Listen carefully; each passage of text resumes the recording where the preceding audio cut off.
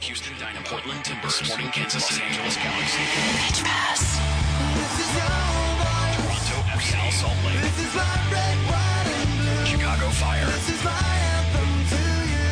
Columbus Crew, FC Dallas, New York Red Bulls. Pitch Pass, your all-access credential to the people that matter in MLS. Here's your host, Greg Roach. Welcome to Pitch Pass. Thank you very much for downloading the episode. PitchPass.com if you need any more about the show. The most surprising team in the league thus far, I would have to say, would be the Houston Dynamo. So we're going wall-to-wall Dynamo with some other MLS issues thrown in as well. We'll talk to Will Bruin later on. He has started off in a very, very purple patch of form, if I'm using my British terms correctly. But first, we'll talk with one of the men who cover the Dynamo in Houston for Comcast Sports Now Houston, and the voice of the Houston Dash, Sebastian Salazar. I like how that sounds, man. It's getting better and better. I'm getting more and more accustomed to it. It's a big responsibility when you say the voice of. It's true, and I always feel like that gives you an air of gravitas that you wouldn't have if you were just like covering a team. You're the voice of the Houston Dash. I need all the gravitas I can get. You know, that stuff doesn't grow on trees, so I'm down. I got to start practicing with the comb in front of the mirror now and get my deep radio voice. Maybe I come up there and get some lessons from you. We'll do some in-studio work. Sebi, it's all about just putting your hand up to your ear. That's and then everything else you're just faking. Just put your hand to your ear.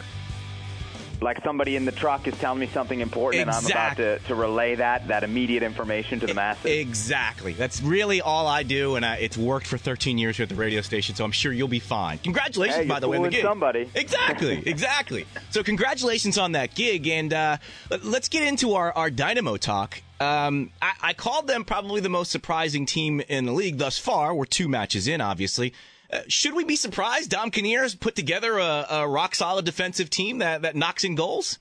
Well, let's first off acknowledge what you just said. We're 2 weeks into the season. Yes. I mean, there's so much left to play, and I've been guilty of it too, both with this team and looking around the league, just kind of getting overwhelmed by 2 weeks of information when we've been starved of it for so long that you want to make immediate judgments. I would say you shouldn't buy in on or buy high or sell low on anybody right now. You shouldn't be surprised, though. If you look around the Eastern Conference and you remember the offseason, you heard about DC United, you heard about Toronto, you heard about Columbus. There were lots of teams that made lots of moves, and that's great. But those teams needed to make moves. The Dynamo didn't make moves. Now, the company line was, hey, we're really happy with our team. The reality was their salary cap limitations. There weren't that many moves that they could make.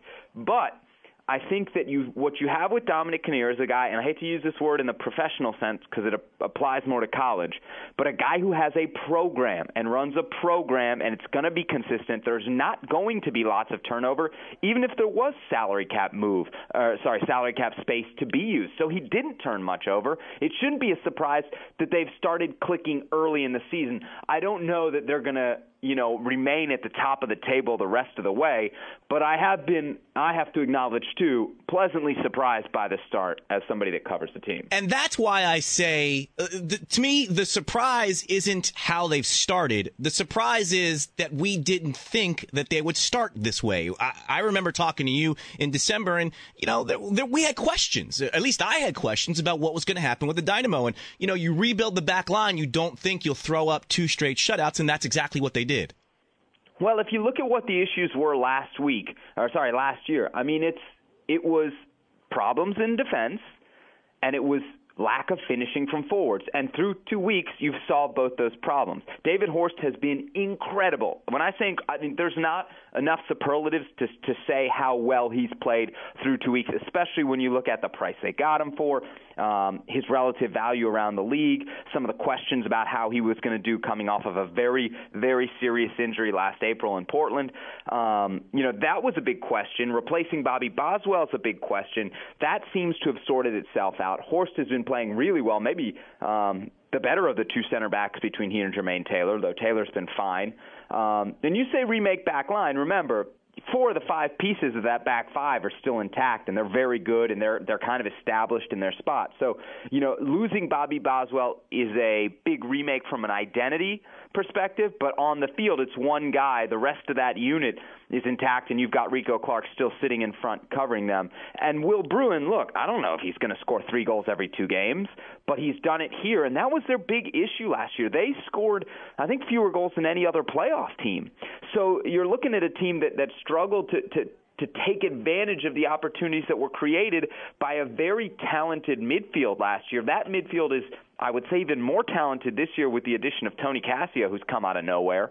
And now you've got a really attack-minded midfield with a guy who's finishing up top. And, yeah, there's been a few lucky bounces. Let's be honest about that, too. Is this David Horst, or is this David Horst playing as well as he could possibly play? That's a question no one can answer right now. No one. I know that there are people in Portland who, prior to his injury, had him valued as a very, very strong center back candidate in MLS. I heard somebody say, "Hey, national team potential," which is really strong, and I think you can slap the title national team potential on any young player, right? I don't know that he's that good, but I tell you what, he's a really good fit here. He's talkative, he's intense, and he has side-to-side speed. I mean, he covers some of the plays that he's making where he's bailing other guys out or just bailing out breakdowns when they're, just Dynamo like to attack with their outside backs. They got to get those guys forward. That's really when they're at their best. And if those guys aren't getting forward, they're not nearly as dangerous of a team. But that leaves you exposed at the back. And last year, when there were those exposures, I don't think the center back pairing did a great job covering for him. Now David Horst is cleaning all that stuff up. That remains to be seen. A 34-game season is a long time. So on all of this stuff, we got to be careful. Though I don't think anybody thought David Horst would play this good, and that's a really encouraging sign for a guy who still probably has a bit of a ways to go in terms of getting back into a full season after what he went through last year. Last year he emerged. Is this the year, from what we're seeing and based on his history going into this year, is this the year that Kofi Sarkodie kind of makes that leap into the top tier of outside backs in MLS? Yeah, it should be. If not, people aren't watching the Houston Dynamo. And I come across that a lot with different guys on this team. I think I'll throw in a different way Tally Hall into that mix. Look, Houston, it's a big market, right? But I don't think people pay attention to the Dynamo because they're not maybe that sexy of a team, if we're being honest. Mm-hmm. And I think guys slip under the radar. I really think that's happened to Tally, and I think some of the narratives about Tally out there are a bit overblown. I think Kofi, man, look, he's really, really good. He's getting to the point where he's a lockdown one-on-one defender, and again, when he can bring that element of his game, and it's not always up to him whether it happens or not. Sometimes there's a matchup where Kofi has to be more conservative. But when he gets going up the wing, I think he's got straight line speed that people don't realize. And you should see the amount of time this kid stays after practice. You would think he's a guy hanging on to a roster spot. He's the last guy off. When I have a bad day and I got to take 20 takes of my stand-ups, he's still there hitting crosses. So, his delivery, his service is much improved. It's far more consistent. And he's a really dangerous two-way right back, which, look, that's a position we fall in love with in this country. It's a position we need for the national team. And it's a position that can really spark an attack. And I think, Kofi Sarkodie is going to be an in-demand player, maybe beyond just the Dynamo in a year or two. Sebi, let's be honest. 20 takes is actually a good day for you. Come on, man. You ain't got to hate on me like that. Now, look, you brought up the devil's advocate side, or at least you touched on it. We're 2 matches into the year. This is a long season. You've got a lot of the other teams in the Eastern Conference who have brought in a lot of new players. It's going to take time for them to gel, whereas the Dynamo didn't really have to assimilate that many new players into their starting 11. The other couple of things that I would throw out are, first, you had both games at home, which was very nice. And you had 2 teams, they played 2 teams who are looking like they are a little out of form coming into the season in the New England Revolution and the Montreal Impact. So if you're looking for ways to temper your expectations, these are a couple of reasons. Yeah, but you could also have the counter, hey, these are 2 playoff teams from a year ago. True. And in MLS, you're never all that far removed from the playoffs of a year ago. But no, you're right. And we keep going back to the players that change, but all of these I mean, the amount of coaching changes in MLS is staggering. So, the fact that you've got the main guy there. New England, to me, they were missing some pieces. They didn't have Andrew Farrell. Lee Wynn was out. I think Lee Wynn, when he played against the Dynamo last year, I didn't see him every week, but he was great against the Dynamo. He really gave them all sorts of fits. So him not being around hurt New England. And Montreal, I think, if I'm being honest, is very much in search of an identity, and one that I don't know that they'll find. I was so blown away by them last year, and I feel sheepish coming on this show now and saying this about Montreal after how hyped I had them last year.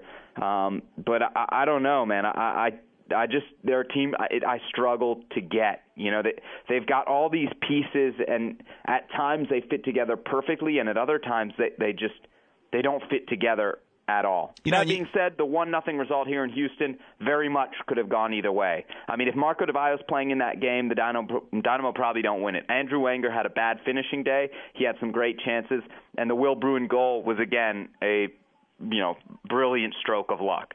And that's I think the impact situation is one that you nailed perfectly. It doesn't feel like they have an identity, and it hasn't felt like they've had an identity. Obviously, the coaching changes every season don't help, but Marco Di Vaio's been able to smooth that over because he just knocks in goals. When he's not in there, that team is really just a faceless bunch, and you want to talk about lacking identity. Without him, they have no identity. Yeah, they've got some guys. I mean, look, they've got players, right? Like Patrice Bernier, he missed the opener, but he played against the Dynamo. Wasn't the same Patrice Bernier I remember from last year, but hey, he's coming off some off-season injury issues. That's fine. I really like Felipe. I think Felipe is an extremely dangerous Justin Mapp when he's on, which is not always. People forget Justin Mapp's like fourth among like all-time active players in assists. And he can make plays from nothing. He's that type of talent. They've got a midfield that's extremely dangerous going forward. I don't know how much of the defensive work is maybe left too much on guys like a Bernadello, a Bernier. And look, they can do their own defensive work without question. But when you start asking them to do other people's defensive work, you're asking a lot. And, there's an identity. Frank Klopas likes to have 11 guys behind the ball and counterattack. That's reality. They're very good at the counterattack. I don't know if Montreal's great at getting 11 guys behind the ball. I wanted to ask you one question about the Revs before we move on to some other things. And it's a tough question to ask because it's one that I always have in the back of my mind, but no one ever really wants to talk about it. Charlie Davis can't get in a game. And they're starting Patrick Mullins, a rookie, first MLS game, over Davies. Are we right about the point where you go, okay, I'm not even sure this guy's a starter in MLS right now? Yeah, I mean, he's definitely not a starter. I think, if you look at their forwards, though, it's not like there's nobody there, right? Mullins, when he started, it was really more of like, against the Dynamo anyway, it was more of a wing midfield type role. I mean, there's a lot of up and down. It was kind of that lone forward. But between Sen, Bankston, and Bongo, I mean, those are three target players that look. Jerry Bankston scores goals for Honduras national team and can't start for them. Yep. So I don't know. We fell in love with Charlie. I got to know Charlie personally, as probably you did when we were in D.C. Mm-hmm. It was a great comeback story. But when you've got Teal Bunbury doing what he did in preseason, I mean, there's only so many minutes to go around. I don't know that Jay Heaps is going to change what he does tactically to get another forward on the field. I don't know. Can Davies play as a wing guy? I don't know. There are guys who remake their careers as they get older. Charlie's, 27? Maybe it's time for him to find other ways to make a living in soccer. It's a midfielder, a wide midfielder, a flank player on that roster. I don't see him. He's not the type of forward that they seem to want to use, if that makes sense. It's a great transition to the next point, because if you remember, leading up to the World Cup last year, we actually, at this point in time, were excited. He was tweeting out pictures of his recovery, and we kind of got ourselves into a frenzy thinking, oh my God, Charlie Davies is going to be back, and he's going to play in the World Cup, and it's going to be the Charlie Davies that scored against Mexico. And looking back now 3-4 years later and where he is now, we were just insane to think that he was going to come back and be able to play a role in the World Cup then. So now we look to this year. Julian Green pledging his support or pledging his allegiance, if you will, to the United States. We're whipping ourselves into a frenzy now over a guy that probably most of us haven't seen very much. I'm going to ask you a question to bring it back to the team that you cover. What is Julian Green's announcement and, let's say, good shot of making the World Cup roster due to Brad Davis's chance of making the World Cup roster?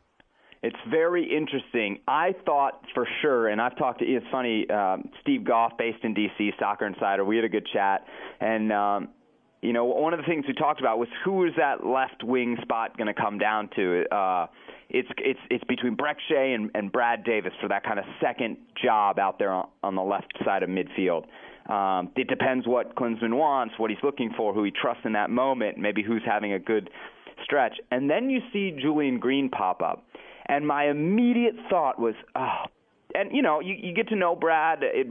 Selfishly, it'd be a great story to cover if we had a guy here in Houston in the World Cup. And my first thought was, Brad Davis, because there are 23 spots. And if you give a spot to a kid to have him along, to tie him to the United States, that's one less job. And I think Brad Davis, people ask me all the time down here, Brad Davis World Cup. He's literally, to me, the definition of on the bubble. And so if you're the definition of on the bubble and something happens on the inside of that bubble, by definition, right, you're forced out. So I would assume it hurts his chances. That being said, Breck Shea's not really helping his chances right now. Yeah. So I would think Davis maybe is inching ahead of Shea, but this Green announcement, and especially if he grabs the 23rd spot, that's tough. That's going to be really difficult for Brad, because I think the odds were, if not against him, at least 50% going the other way. I'm a very big fan of taking a kid along who probably won't play, but will just sit there and watch and absorb and be a part of the World Cup experience. Obviously, Ronaldo was probably the biggest or best example of that in 1994. Is the U.S. in the point, though, where they can take a 23rd guy to watch? I don't think so. I think if the ambition is to get out of the group phase, which it is, and you realize you're going to have to – it's a Herculean task to get out of the group phase. You're probably going to have to burn a few yellows. You may pick up a red. You may pick up an injury or two. Now we're talking about a fourth or a fifth game. Suddenly – 20 players, because you throw out the 3 goalies. 20 players doesn't seem like that much to get through 5 games in what, 10 3 weeks? Yeah, something like that. Yeah. So I think you're going to have to play a guy, and I think specifically when we're talking about that, you're going to need to have a sound backup at every position. I would make the case there is no more sound backup than Brad Davis. Breck Shea may be a little bit more of a wild card backup. Maybe you put him in and he might make a play that steals you a point or keeps you alive, more so than Davis in a one-on-one matchup at the international level. But I don't think you can carry any extra fat. And that's not a knock on Julian Green. Truthfully, I've never seen the kid play. I don't know. I don't think that the rest of the gang is deep enough to carry along an extra spot. The United States isn't good enough to go with 22 if everybody else is going with 23. Getting back into the league, sadly, work has taken me out of town the first 2 weeks of the season. I haven't been able to watch any matches except 2, and luck of the draw for me, they were both Chivas USA matches. So I'm very well versed in the ways of Chivas USA to start the season. And I will tell you, Sebi, very similar situation to the Dynamo and very similar results. 4 points in 2 games is nothing to sneeze at for a team that literally has no owner. Yeah, and that may be something that we see fade as it goes. Yes. A lot of times a team under turmoil, you'll see this all the time in Spain, when people aren't getting paid, they'll come together, they'll band together as this group of misfits, kind of as Chivas USA did at the beginning of last year, and shock some people with results. But then it's the realities of a lack of talent, a lack of organization, a lack of a home field advantage start to fade. But yeah, the result against Vancouver a week after Vancouver does what it did to New York, is really shocking. But look, they've got some talent. Yes. They've got some guys who are going to end up in goals. Cubo Torres we know he can score in bunches, and now with Mauro Rosales, you've got a guy that can feed him. If Rosales can stay healthy, which is I think it's a fairly big if, right? Yes. But if he can stay healthy, they're going to at least create, and you got a backstop there that should keep you in most games. So, they're going to be a tough out, like pretty much everybody is in MLS. But I don't think they're going to be surprising us come June, July. Look, August. that's fine. I'm not one to sing the praise of Chivas USA, but as I said, I've only seen 2 MLS matches thus far. They were both Chivas USA matches. And I will tell you, by the way, they played most of that Vancouver game a man down on a very, very, very questionable red card that came out early. They've got a good center back pairing. You mentioned Dan Kennedy, one of the best goalies in the league. I like Barrera on the other side of Rosales. That's really nice outside mids, and they got guys who can bang in goals. And Eric Avila looked fantastic as an outside back against Vancouver.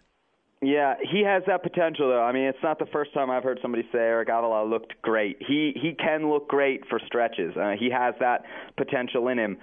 He also has the potential to have some issues, and I think that's kind of the case with everybody on Chivas USA roster. There's a dark side there. Carlos Bocanegra is a great leader and captain and all that, but how much pace does he have? Well, let's wait till he gets exposed against an attack that's really, bombing speed at him, which you would figure. You're talking about Vancouver? Would have been. Yeah, you'd have figured Vancouver would have done that. So, pass that test.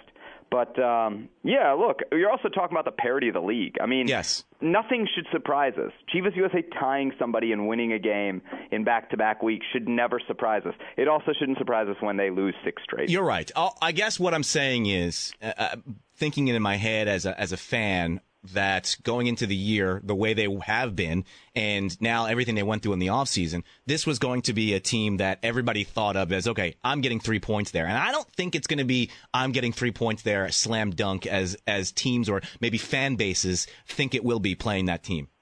No, I think there's going to be, maybe even more so than in years past, a different and hopefully better sense of professionalism.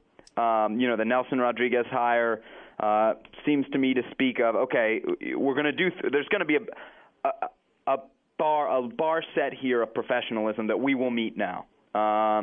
There's not going to be the circus. There's not going to be the distractions. We're going to be a team. We may not be the most well funded. Pleasant surprise, but I don't. I'm not counting my chickens yet if I'm a Chivas USA fan. If I'm the Chivas USA fan. So, as an MLS snob, this week hasn't been the best week. One thing I read, and I'd like to give them credit, but I can't remember who it was on Twitter, mentioned that, okay, CONCACAF Champions League, bitterly disappointing, but in the grand scheme of things, the average fan, maybe even average fan of clubs that maybe weren't participating in the tournament, this is not a tournament that those fans pay attention to, maybe even know about. So, I mean, look, obviously I'm grasping onto things to kind of put the salve over this really horrific wound that was opened up. But, if the league is doing well in the league, isn't that job or priority one right now in the evolution of this league? Well, what do you mean when you say the league's doing well in the league? They're selling tickets, it's on TV. I mean, what do we quantify that as? To me, you're measured as the level of play. Like, all we ever hear about now is when you talk to these English guys that come over, guys over there asking me more and more about it, and it's no longer thought of as a retirement league. Well, you know what? Beating the pants off a Mexican team would prove it's no longer a retirement league. Would put that so far out of anybody's question, and it would tell all these kids in Latin America who think of Mexico as a get-paid destination, you know what? Maybe Mexico's not the get-paid destination if San Jose is going to Toluca and winning on the road, which they almost did. And you know what? You brought up a great point, because I'm always thinking what the Euro snobs or what fans of the league are thinking, whereas you just brought in the Latin part of the conversation. Because I think to myself, if I am a DC United fan, not a hardcore fan, but I go to a lot of matches, and I watch them, and I see them doing well. I don't know if or care if they get knocked out 3 games in a group stage when next week, oh, here comes TFC. I get to see Michael Bradley. I get to see Jermaine Defoe. I don't even know or care about what happened in a group stage of a tournament that I'm not even really sure about. But you're also focusing on the wrong part of the tournament. When I say tournament, we have to think of it as FIFA Club World Cup tournament.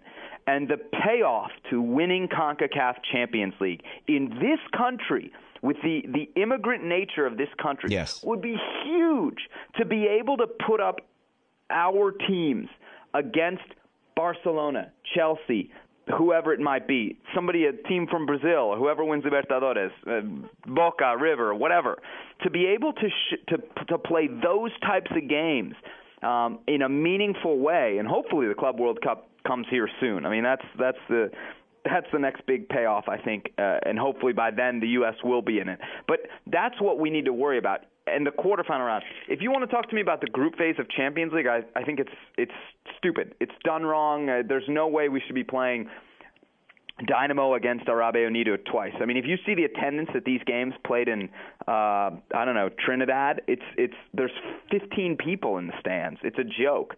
Those games are where this tournament loses its luster. That's why people think CONCACAF Champions League, what is that? I'm not really into it. The timing of it, being played at the beginning of the season, all of those things, or the season being played in the middle of CONCACAF Champions League, if you want to go that route.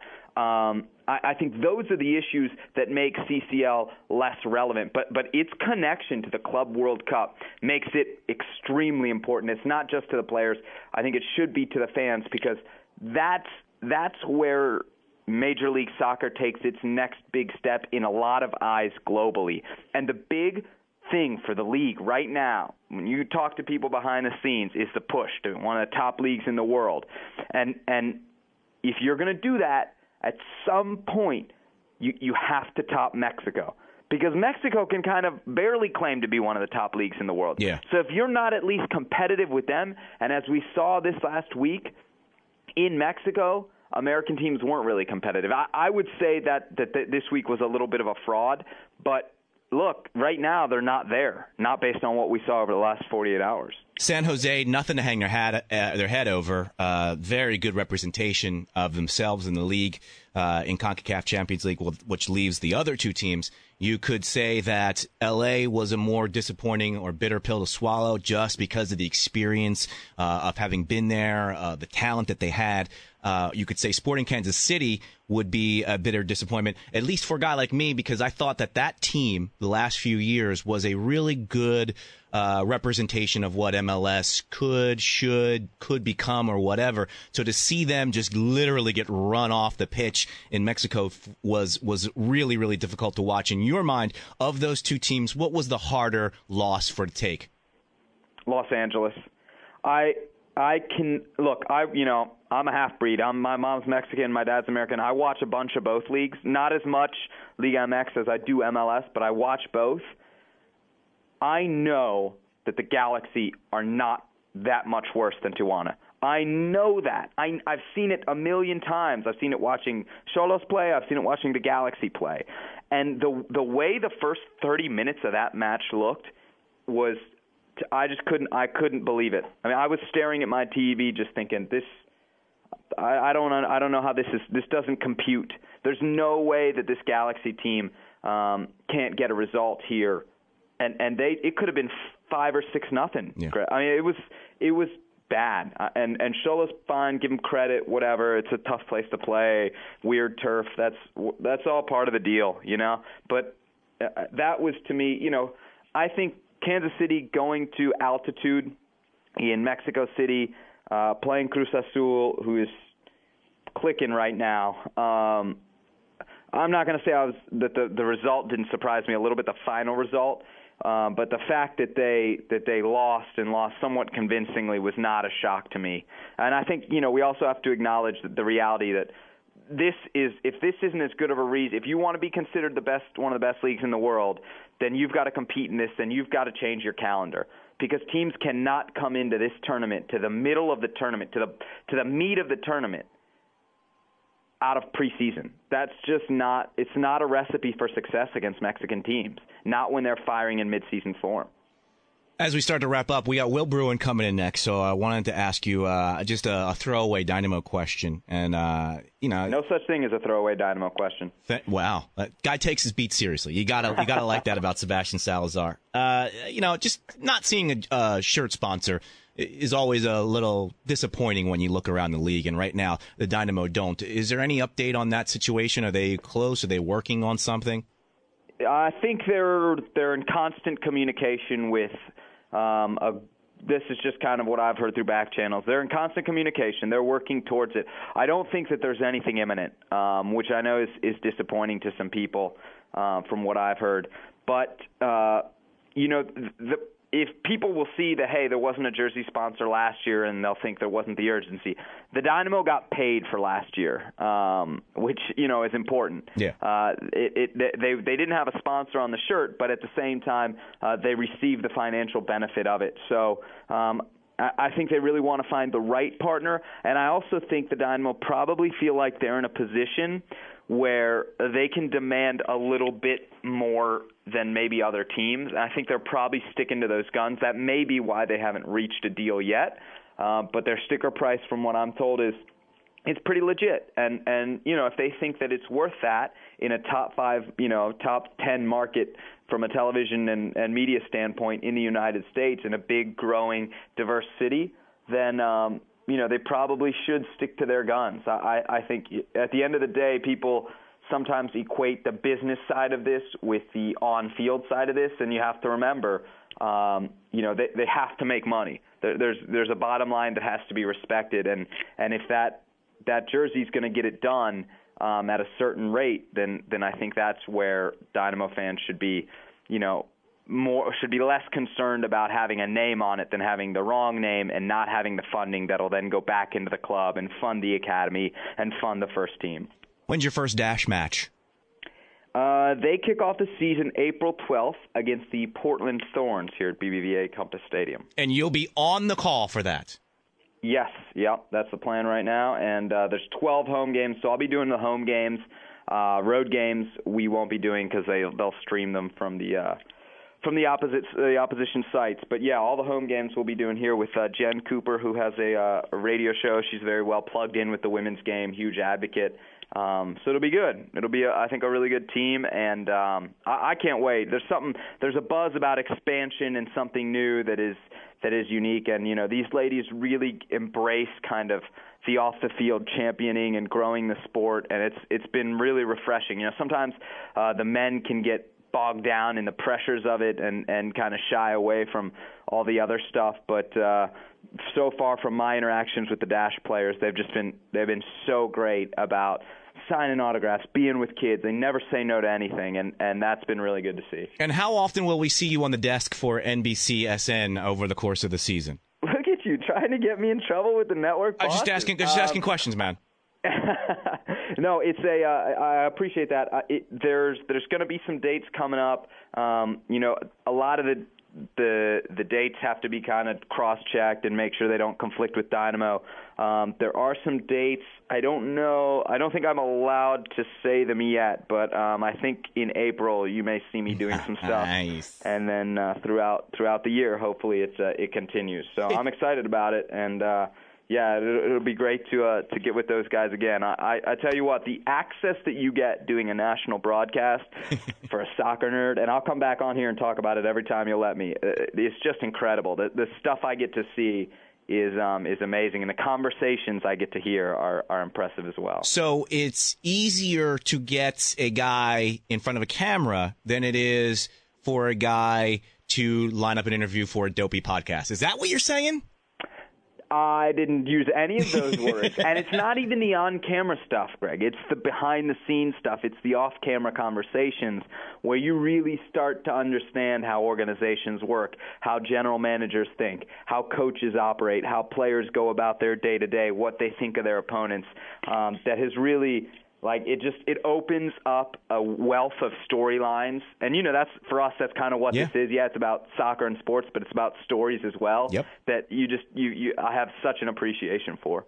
All right, so Comcast Sportsnet Houston. He covers the Dynamo. He's the voice of the Houston Dash, doing some work with NBCSN. And every once in a while, he churns out an article for PitchPass.com. Sebastian Salazar, thank you as always, my friend. Hey, great to be back with you. One of the good guys in American soccer, Sebastian Salazar, knows his stuff, is a good play-by-play guy, can break stuff down. I love having him on the show. Speaking of Dynamo, let's bring in our second guest, who is a member of the Houston Dynamo. It's Will Bruin, and he joins us now on the show. Will, how are you, sir? It's good. How are things going with you? Oh, pretty well. Well, not as well as you. I mean, you've got maximum points from the first two matches. My team lost the first match and had last week off, which you guys have now. So, yes, you're doing better than me. Thank you, Will, for bringing that up. Just had to verify that for you. You have this week off. I don't know. Maybe it's a situation where you guys – did you want this week off, especially after how you guys started? Yeah, not really. Personally, to tell you the truth, I mean, started off 2-0. Haven't given up a goal in this season yet, and it's kind of, I mean, the schedule is what it is, but I'd rather keep playing this weekend. Yeah, especially, you guys went through the preseason. I'm sure you were really glad for when the games counted again. You get two matches, you get off to a hot start, and now you got a week off when probably, I would imagine, August, September, you would really, really want those weeks off. Yeah, that would be a good time to have weeks off down here in Houston, so, but that's all right. Can't complain about 6 points in two matches, though, and can't complain about your early goal-scoring form. What do you attribute this to? Do what? What do you attribute to this to? I think just being able to kind of regroup after last year. I was able to get away from the game for a little bit and get myself ready mentally and physically for the season. I think that's something that's helped a lot because I got that desire and that drive to get out there and play. And I would think that when you had that time away, you go over everything you do and you think to yourself, you know what, next season I'm going to start deflecting off of defenders and putting balls in. That's going to be my strategy. That was the plan, actually. I saw him sliding, so I tried to hit his foot perfectly. They say and it worked out. They say the game slows down for the superstars, and it sounds like you're in that zone where the game is just slowed down for you. Yeah, when I started getting deflection goals, I'll take them. Best one of the year. I got to ask you about your beer. Can you break this down for me and tell me about Will Bruin's beer? Yeah, there's a brewery out in Katy, Texas, about 30, 45 minutes outside of Houston. It's called No Label Brewery, and last year they came to me. Well, a guy who is on the board for Dynamo Charities is a volunteer out there, and he came to me and he was like, hey, like No Label really is interested in trying to get involved with your charity and whatnot, and would you be interested if they brewed a beer for you? And I was like, of course. Oh my gosh, yeah. And they brewed a wit, like a Hefeweizen last year, and they did it on about 3 weeks' notice. So they're going to make a new one this year. They're making a box, but it's going to be pretty good because I actually went out there for some tasting last week when my parents were in town, and we're looking forward to the beer. And I was going to ask you, and I'm glad that you followed it up with do you know about beer, or are you just looking to tie something in with your charity? So you do know your beers? I do, yes. And obviously we're speaking off-season only, but what type of beers do you gravitate towards when you are enjoying during the off-season? Well, I used to be more of being from St. Louis, I used to like all the Anheuser-Busch products. Yes. Now with this, I find myself trying a bunch of craft beers and local breweries. But I really, really like, they make, No Label makes like a milk stout. Oh. For some reason, I really like that one. Yeah. And it's something that I'm getting a new taste for. It's funny. This craft beer movement is huge. I'm really into the craft beers as well. And it's, it's fun because it's not like it was. I don't know how your college experience was, but it's not like it was then where you just roll in a keg into a fraternity house and we're just drinking to have a good time. We're drinking to enjoy the beer now, not just whatever happens because we're drinking the beer. Yeah, exactly. I used to drink Natty Light, and that's probably tasty. One of the best beers out there. Yeah, but now I find myself more actually finding the flavors of the beer as opposed to drinking it to drink it. And what made obviously the wits, I'm assuming, is because you just didn't have enough time, so it was just okay. Yeah. So the Bach was your choice. Why'd you go with the Bach? Well, because when I came down to Houston, I found myself liking Shiner Bach. I really liked it, and it was different. Like you said, it's something different that I drank in college, from college. So it was something I liked, and I knew that they didn't have a Bach. They had never brewed a Bach, so I knew that they really wanted to try, and I'm all for trying new things and having them experiment with it. So it's something I think is good for both of us. I like Bachs, and they've been wanting to brew a Bach. All right, now here's the heartbreaking question I have to ask. This is heartbreaking for myself. What is the name of the beer, and where is it available? And I know you're not going to say DC, and that's where the heartbreak comes in. Yeah, they're the name for this year. It's probably going to be Molly's Bach, because I'm doing my charity this year is the SPCA. It's like the Humane Society of Houston, and I recently actually just got a dog in August. So her name is Molly, and we're going to call it Molly's Bach. I have this picture of her sitting on the couch, and we're going to Photoshop a beer under her paw, so it looks like she just passed out on the couch. So it's going to be pretty funny there. And they've only been a company for about 4 years or so, but they're in Specs, H-E-B, a bunch of local grocery stores and stuff. And there's actually some bars down here in Houston that are starting to get the beer on tap. All right, so I guess the question is, when are you guys unveiling it? When is it available in stores, or is it already available? Okay, yeah, no, it's going to come out in probably July. So. But not in DC, though. Is that what you're saying, Will? I don't think so. I'll see if they can ship some out to you. Please do. Thank you. When you guys road trip out of here, you just bring. Actually, every road trip, I'm sure you'll get some people in every town. So you just bring a case with you wherever you go.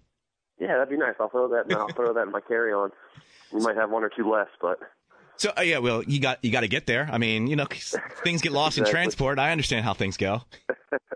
So how does a Will Bruin spend a week off after a fantastic start to a season?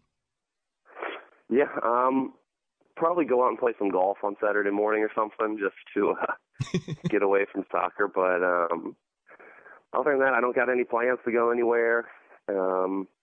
I've been to Austin, but it's only a Saturday, Sunday off, so we're not going to drive down to Austin. So I'll probably just play golf and maybe have a few craft beers on the course. You didn't get over to South by Southwest, I assume, then, because you didn't have enough time. No, I did not. Yeah.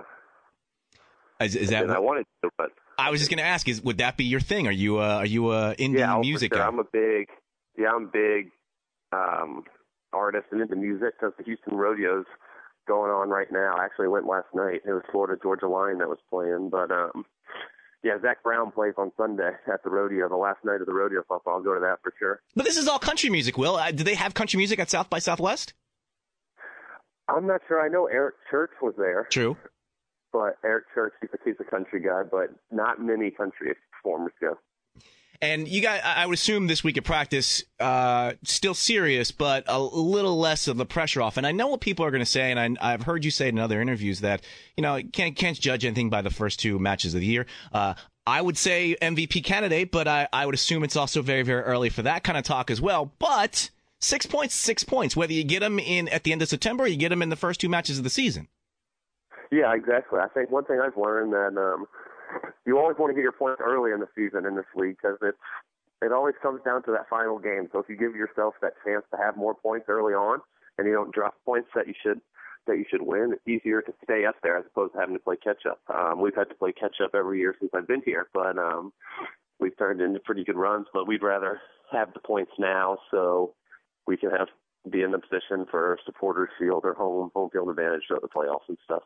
I know Brad is still there, but you lost Brian Ching last year and Bobby Boswell no longer with the team. That's a lot of veteran leadership. I was asking you about Brian Ching, but I kind of want to go another way with that. And tell me if there's a little bit of, okay, you know what? He showed me a lot, true professional, showed me how to be a professional, especially as somebody who plays the position I play. But on the other sense, though, there's no more net now. There's no more, big brother over my shoulder, Brian Ching, to, pat me on the back and show me where to go. I've got to go do it on my own. In some ways, is it a little bit liberating not having that presence of Brian Ching on the team for you? Yeah, I'd be lying to you if I told you it wasn't. It was awesome to have him there for those 3 years. I definitely, like you said, I learned so much, but now I feel like it's time I can take more of a leadership role on and kind of step up and mature as a player myself now. And not having Bobby, I assume that would mean you have to be like the team class clown type of person at this point now? I guess so. I mean, we'll see how that goes. I was talking to Sebastian Salazar earlier, who he covers the team for Comcast Sports Net Houston, and the first thing I said was the surprising team of the year so far is Houston Dynamo. And then it was like, you know what? I think the surprise about Houston is that they're not a surprise, in that everybody kind of thought everybody's making all these moves. Houston is just kind of doing their thing, and maybe they would start falling behind because other people are making moves. But Sebi's point, and it's a valid one, is you guys didn't really have to make a lot of moves, so you didn't. And the fact that you guys got off to a strong start while other teams are still assimilating and getting their own identities together while you guys are rock solid shouldn't be a surprise to anybody. No, we've got a core of guys who have been together for 2-3 years. We've been through the highs and the lows together. I mean, we have a good core, and we know that. And Dom always tells us that. He's like, hey, we have a really good team in this locker room. We can go out and compete with anybody on any given day. And that's something that, credit to him, him and Chris Canetti didn't feel like we needed to make moves. And them showing the confidence in us, I think we're going to reward them with the wins, because we know we have a very good team and we know we can compete with anybody. You've got Oscar Boniek Garcia on one side. You've got Brad Davis on the other side. And now it feels like even more so. You've got Corey Ash pushing forward and Kofi Sarkodie pushing forward, all whipping in crosses to you. It's got to be like, oh, my gosh, this is the most amazing time ever with all of these guys who can give me great service. Yeah, exactly. Me and Corey were actually joking about that the other day. I'm starting my 4th year. I go, it only took us 3 years to finally hook up on the cross. But he was like, yeah, I'm surprised it's not CONCACAF or something, because it seems to be that's when he gets all of his assists.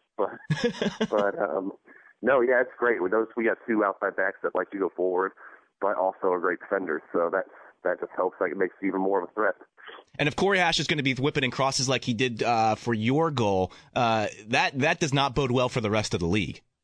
No, I'll take that every day if he whips those in. And then you factor in a guy like Rico Clark who likes to bomb from outside the box, where then you pick up scraps on any rebounds or anything like that. You got Omar Cummings, who seems to be rounding back into form. It's really an embarrassment of riches for you, Will, as you can now score with like poachers goals, and you also, as proven in the last 2 weeks, that you can actually put in some pretty goals of your own. Yeah, we got a lot of attacking options. I think that's something people don't really give us enough credit for. When you look at our front 6 or so, anybody can score. I mean, everybody's a threat. It's not like when you're scout, it's hard to scout us, because you can't say, okay, force them this way. Oh crap, and you got Timos there, so we can't do that. So we got a lot of options to go for, and then with Rico making those late runs, that just adds another one. All right, I feel like we're friends now, Will. So I will preface this by saying this could be the dumbest question you've ever been asked in your athletic career. Are you ready for this? I think so. If it's dumb, I want you to say, "Wow, that is a dumb question." Just make sure you call me out on it, please. Okay. Did you ever consider, as you were a high school senior, going to UCLA?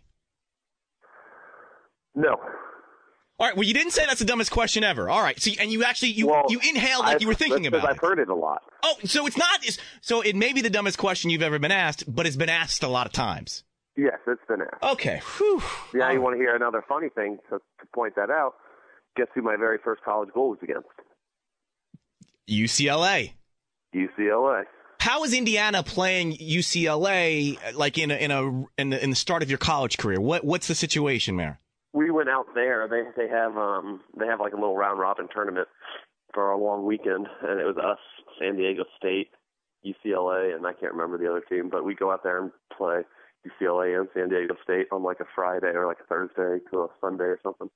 Is the band or the crowd that's there, are they just really confused as to how to react when Will Bruin puts a goal in against the Bruins?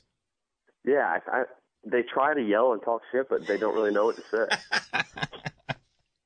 So finally, before I let you go, I've got to ask you about your team, your college team. March Madness kicking off. Yeah, I was thinking you were going to bring that up. Yeah, well, I mean, come on. As a Hoosier, it's one of the questions you have to answer. Just like after a tough loss, you've got to be the one. You got to answer all the questions at the press conference afterwards. Yeah. What's the story, Will? What happened? The Big Ten was good this year. I'll say that, but I'm surprised they didn't make the NIT, which is shocking to me. But after having such a good last year, Sweet 16, we lost a lot of guys. A lot of guys either left early or they graduated, and that group of seniors was a group who have been together since year one. So it was a good group last year. They were the freshmen when Tom Crean took over after Calvin Sampson, after having all that recruiting violations and having no scholarships. So there was a good group last year, but we didn't really have that guy this year. That we had Yogi Ferrell, but he's a point guard. He's not going to be your biggest threat going forward and scoring. So once we get some of these freshmen some more time under their belt, we'll be all right. You mentioned about the NIT and you were confused about how they didn't get the invite. You did get an invite to the CBI, though. I know. I'm glad they declined that. What is the CBI? I've never even heard of that before. What is that? It's like if you don't make anything else, like, oh, well, here's a participation award. The CBI. And for those who don't know, Indiana received an invite to the prestigious CBI tournament, which they college basketball invitational, which they declined. They said, no, you know what? I think our season's over. We've done enough, and we're going to head home now. Thanks, but no thanks. So are things going to turn around next year? Because I will tell you, as a guy who's living in the D.C. area, Maryland coming into the Big Ten is not going to make that conference any easier for you next year. No. I think this year was really, really good. I mean, obviously you can't have great years every year, but this year was good for our freshmen. We got a big guy, Noah Vonleh, who's really, really good, big man, probably about 6'10" or 6'11". He was a freshman, and you could see throughout the year that he would make freshman mistakes. So I think that whole year of playing in the Big Ten was really good for him, and I think he's going to be really good next year. And then with Yogi as well, I think we're going to be I'm looking forward to next year. You Digger Phelps the crap out of that breakdown. Very nicely done, Will. Yeah, it's something I can do sometimes. Yeah, and I know what I'm talking about. But you know what? You also seemed like it was also very sad for you to have to break down next year's Indiana team while we're in March Madness now. That also, I felt like I felt the twinge. It's actually on the TV right now. Stings. It's like salt in the wound. You had to feel good about Ohio State losing, or did you? Or are you one of those guys where like, all right, I need my conference to rep? A little bit of both. I picked a lot of the Big Tens, but I'm happy they lost. My brother goes to Dayton. Oh, so you had a rooting interest then at that point. Yeah. All right. Fair enough. We were actually out at training, so I didn't get to see the game, but I'm happy they lost because I feel like Kraft has been there for 55 years. Well, Will, thank you very much for getting some time, and I'm looking forward to Molly's Bach. I'm sure it won't make it to D.C., but for anybody in the Houston area, please look out for it. What is the tie into your charity? How do the proceeds work? Everything from No Label Brewery brings in through the beer is going straight to the charity. Oh my gosh! They're gonna brew. I don't know. They haven't set an amount of gallons yet, but I'm sure it's going to be a few kegs, and then we're going to take it out. We're going to have like a celebrity pour, and everything that is brought in, like if you buy this, it's $5 for this pint of beer. Yeah, that whole $5 goes straight to the charity. So whatever you get from those kegs during that event will all go straight to it. We're looking to get somewhere. We're hoping 10,000 as a max, but anywhere between 5 and 10 would be pretty good. This is fantastic. Look for that in the Houston area in the June, July time frame. Will Bruin, thank you very much. Keep knocking the goals in. All right. Sounds good. Thanks for having me. Pitch Pass.